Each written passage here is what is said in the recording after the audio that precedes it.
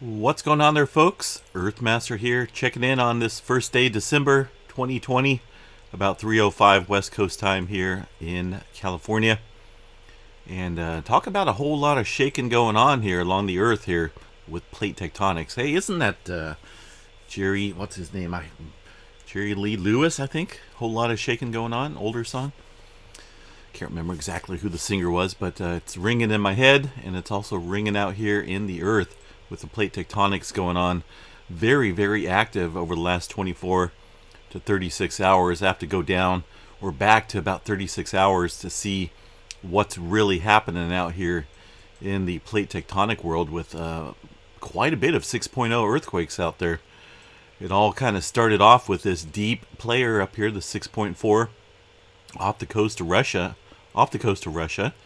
and then from there we got a 6-pointer down here in the South America area, 6.3 to be exact. And also take a look at what's happened today. Let's go back to the 24-hour period here. 6.2 way down here on this part of the plate boundary. You can see this the fracture in the earth there, indicating that major plate boundary. Just see which direction I'm facing here. Just to the west. Well, how would you? Just around Antarctica. There we go. You know, when the world's upside down like that, which way's northeast, west, or south? Who knows? But definitely some major movement going on down there, and also up here to the north around the Aleutian Islands as well, a 6-pointer, and pretty close to a 6-pointer with that 5.7 over there, a little bit closer to Alaska. So, how many 6-pointers is that we've had over the last 36 hours? And I'm going to include that 5.7 because that's pretty gosh darn close to a 6-pointer. So we're looking at 1, 2, 3, 4, 5 earthquakes there around the 6-pointer range. Above 6-point, I should say. The majority of them, only that one, 5.7. Like I said, I'm going to call that a 6-pointer because it's pretty damn close. 4.5, the latest earthquake there on the globe, right around that 6.4 that struck earlier today in the Aleutian Islands area. Some major, I tell you what, folks, I haven't seen activity like this in a long time. I believe this deep earthquake up here that struck really deep, close to 600 kilometers below surface, we're looking at 586 to be exact, played a major part in seeing some of this movement. Also, not to mention the solar activity that's taken place there on the sun, and that solar flare that kind of popped off there in M4.4 that struck a couple days ago.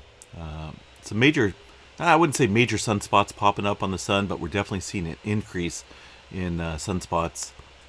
I'll take a look at that map here in just a minute. I do want to show you once again the USGS map here. We'll get to Yellowstone here in just a little bit. Over the last 24 hours, of course, one day, so we're missing the 6-pointer up here off the coast of Russia, and also the 6-pointer there in South America near Chile. So it doesn't show those two earthquakes, but nonetheless it does show the activity today with that 6-pointer down here. So I guess that, yeah, technically that would be north, huh? It was hard to tell on that on the round globe, but here on the flat Earth scale, it's a little bit easier to comprehend, right? So yeah, a major movement, folks, along the subducting area up here. This 6-pointer, let me see what the depth of this was here. A little bit deep, not super deep. We can see some deep movement up here along this area of subduction. This one more or less right around the surface quake level, and kind of an oddball 5.7 out here, well outside of the subducting area of the Pacific Plate here. Surface quake 10.0 or 10 kilometers below surface. It shows you how much pressure is being in play up here along the northern part of the Pacific Plate, and also over here. I mean, it's active all over the place, folks, including California. I'm just really surprised we haven't seen anything major take place out here. We have seen an uptick in earthquake activity, and once again, some of these quakes here are missing. There was a few 3-pointers up here in kind of like in northern, where was it? Oh, right around the Sacramento Valley up here around Los Molinos, and also a 3-pointer over here and another one, I believe, near Ukiah. So we had seen some interesting movement across the northern part of the state, kind of in a linear, this type of fashion here across where I'm pointing the arrows.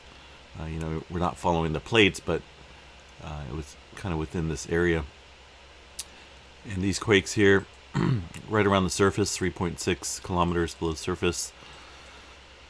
And some movement also down south here around Mammoth Lakes.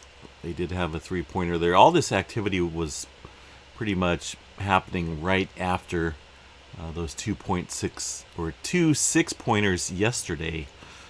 Kind of got me a little bit nervous there when I started seeing these quakes pop off, one right after another, following that movement there. But today, it's still, there's still activity. Obviously, some major movement going on throughout the plate. But for Northern California, it looks as though right now it's pretty quiet. We're just not seeing a whole bunch of movement. No major swarming to report down here in the south part of the state either. It just blows me away as to how much pressure and stress this section can handle. I mean, it's been a long time since they've seen a major release down here along the San Andreas Fault. And of course, we can't forget about what's going on there at the Cascadia Subduction Zone. I'm sure with the movements of the plates right now, we're looking at potentially increase in activity along that section as well. I'm sure, let me see here, let's go over here to the tremor department real quick. Where'd the tremor go? Oh, right here. This was from yesterday. We haven't got the data in from today. That'll be after about 6 p.m. West Coast time. But we have seen activity down here in Northern California yesterday. Remember I was telling you about a linear fashion around here? We've seen the earthquakes over here around Ukiah and a little bit north of there, and also stretching into this part of the valley, kind of in that fashion there. Well, it's kind of odd. We see the some tremor movement going on way down below the surface, below these surface quakes. I'm talking about the slow slip area, and ultimately that created some movement up here at the surface. I mean, look at that little linear fashion. Not as much as a wide swath of tremor, but there was definitely some activity taking place well down below that showed up on the surface as far as it creating surface quakes. It was pretty interesting to watch there. Also some movement up through southern Oregon and into parts of central Oregon where we normally don't see a whole lot of activity. So it's something to watch. I kind of want to see what the updated map looks like today as far as this area goes for the Cascadia Subduction Zone. We will have to see around 6 o'clock or so here in about 3 hours. Sometimes it takes them to about 6:30 or so p.m. West Coast time to update that map. But as far as movement yesterday, we definitely seen some similarities with the tremor going on downstream, and then the earthquakes that were taking place excuse me, up at the surface. And then about the activity on the sun here, I mean, the sunspot activity is definitely ramping up. 2786, we're still looking at potential for, what are we looking at? What's the forecast calling? I still think we got potentials for M flares. This was updated yesterday. They have not updated it yet. They probably will a bit later. Still potential for M flare, 25% it looks like, and the X flare potential about 5%. That would be pretty interesting if that did happen, the X flare, but I just don't see it happening. The region that did pop off, well, it looks like there's a new sunspot over here, and I'm not for certain if this is the one that had through that M flare a couple days ago, the M4.4, the strongest flare that we had seen in about 3 years. Not for certain if that's the old one or if that's a completely new one. Hold on one second here. Okay, so it's numbered AR2790. A new sunspot is emerging at the circled location. So that was this region over here. Earth facing here. This is facing the Earth. But remember when that flare kicked off, it was right around the same area, but the sun had limited the sunspot, the visual of the sunspot, because of it was behind the limb of the sun. It hadn't turned towards us yet. So I'm pretty certain that that's the one that threw that M4.4 a couple days ago. So it looks as though, at least from here, it may be dying down a little bit. There's still some activity. You can see the darker areas in that region, and also 2786, and these other little ones are still crackling, but an obvious sign of increased solar activity on the sun. And it's just kind of odd that we see, 4 6-pointers. I would say 5 6-pointers over the last 36 hours, just all at once. We haven't seen that in quite a while. I mean, yeah, every once in a while we'll see 2 6-pointers and we'll be like, wow, it's really active today. But when you have 5, something's going on. Something's definitely popping off here. Little earthquake out here in Nevada just popping off, 3.5 in a very strange area. Let's see here. Just about to the east of Reno by about 20 miles or so. And somewhat deep. This is not really it's not a super deep earthquake, but it's deeper than the surface quakes that we see out here for the most part in Nevada, where we're looking at 9 kilometers or shallower. Down in this region, you got 5.7 below the surface. This one here, 18 kilometers down there. I'm not for sure if it's been reviewed or not. It just popped up. As far as review status, automatic at the moment. Not for sure if anybody reported feeling it or not. It looks as though they did already. You can see 5 right there.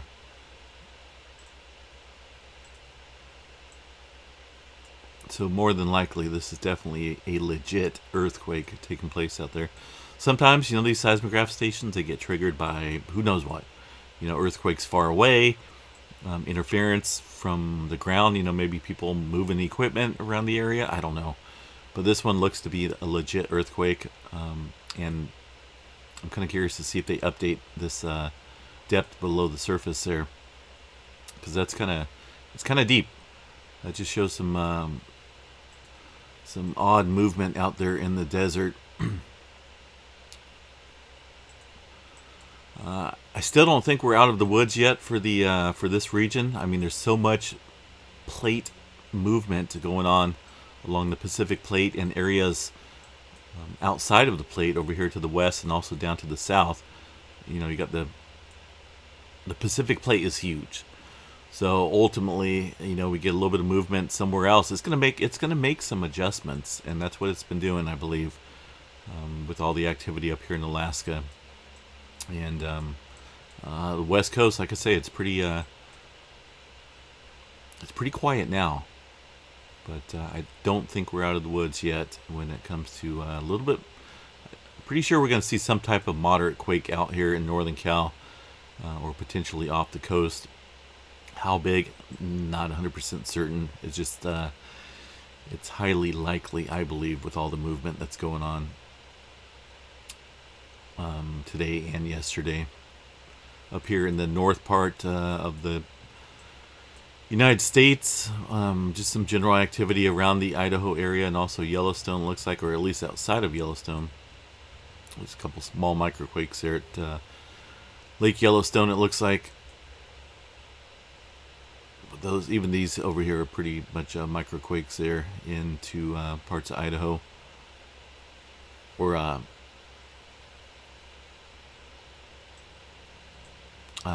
Montana, I mean.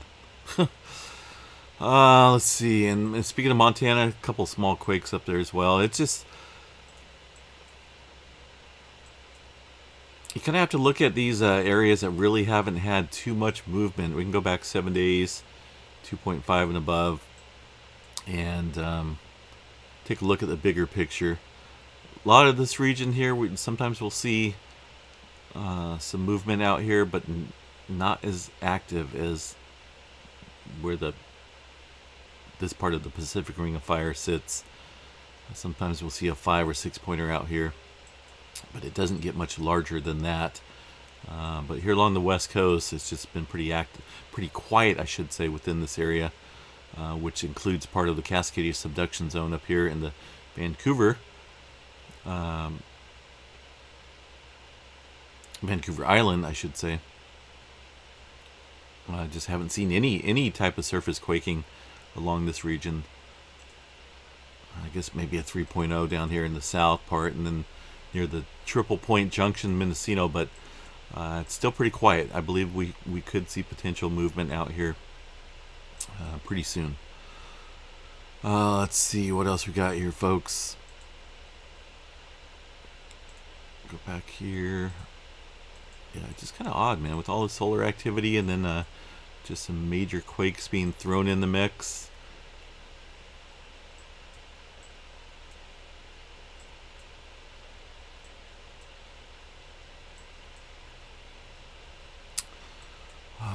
Let's see here. Yellowstone, let me jump in there real quick, cover this. That's going to be picking up these 6 pointers that kicked off yesterday and today. That's going to be these earthquakes popping off right here. Maybe you'll see them show up on these seismograph stations. There's a couple small microquakes there. Really defined, spiky, sharp quakes. Those are microquakes. And there's a handful of them there in that section of the park. But this is the 6.2, right? 6.2 up there in Alaska. Let me double check what that was. 6.4. Okay, that was the 6.4. The larger one. And this one here is at 5.7. Not quite as large, but still pretty big for some movement out there in the same area. And then yesterday's quakes showed up pretty nicely back to back.